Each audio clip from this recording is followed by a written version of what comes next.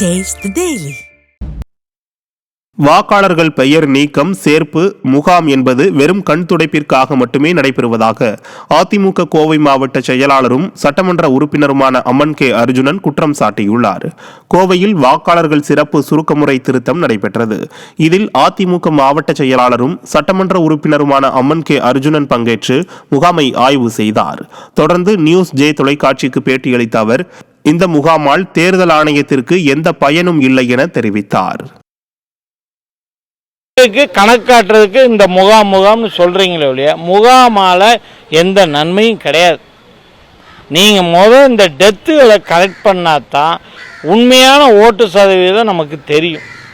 அது இருக்க வரைக்கும், அதை எடுக்காத வரைக்கும் நமக்கு ஓட்டு சதவீதம். அப்போ நாளைக்கு எலெக்ஷன் அப்போ 70% தான் ஓட்டு கிடைச்சது, 60% தான் ஓட்டு கிடைச்சி எனக்கு ஓட்டு இல்லை அப்படின்னு தேர்தல் கமிஷன் வீடு வீடாக போய் செக் பண்ணி உண்மையான ஆள் இருக்கா இல்லையான்னு ஆளுங்கட்சி எதிர்கட்சின்னு பார்க்காம இவங்க செஞ்சால் தான் இதனோட பூர்ணம் இந்த தேர்தல் கமிஷனுக்கு விடை கிடைக்கும். வடகிழக்கு பருவமழை தீவிரமடைந்து வரும் நிலையில் தமிழகத்தின் பெரும்பாலான பகுதிகளில் இடி மின்னலுடன் பெய்த மழையால் மக்களின் இயல்பு வாழ்க்கை பாதிக்கப்பட்டது.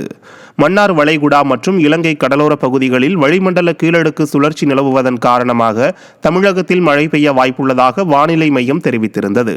அதன்படி திருவாரூர் மற்றும் அதன் சுற்றுவட்டார பகுதிகளில் பெய்த மழையால் மக்களின் இயல்பு வாழ்க்கை பாதிக்கப்பட்டது. அதேபோல் ராமநாதபுரத்தில் சுமார் 1 மணி நேரத்திற்கும் மேலாக இடி மின்னலுடன் கூடிய மழை பெய்தது.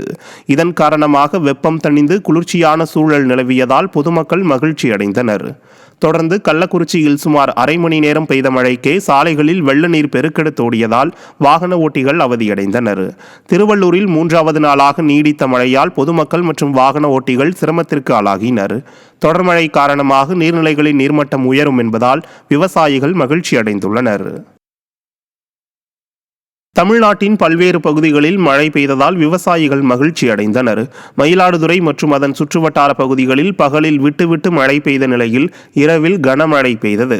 கடலூர், குறிஞ்சிப்பாடி, நெல்லிக்குப்பம், பட்டாம்பாக்கம், பன்ருட்டி, புதுப்பேட்டை, காடாம்புளியூர் உள்ளிட்ட பகுதிகளில் இரவு தொடங்கிய மழை காலை வரை கனமழையாகவும் சாரல் மழையாகவும் மாறி மாறி பெய்தது.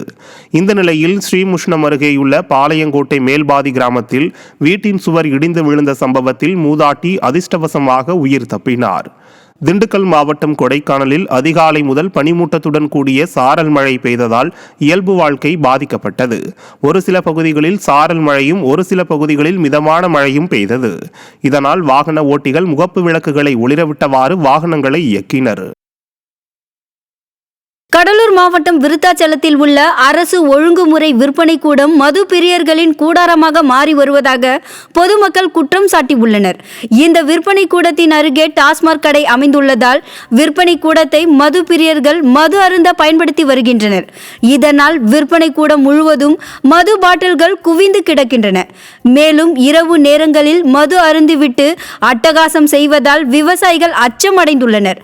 திறனற்ற ஸ்டாலின் அரசின் மாவட்ட நிர்வாகம் மது பிரியர்களின் அட்டகாசத்தை தடுத்து விவசாயிகளின் பாதுகாப்பை உறுதி செய்யுமாறு கோரிக்கை விடுத்துள்ளனர்.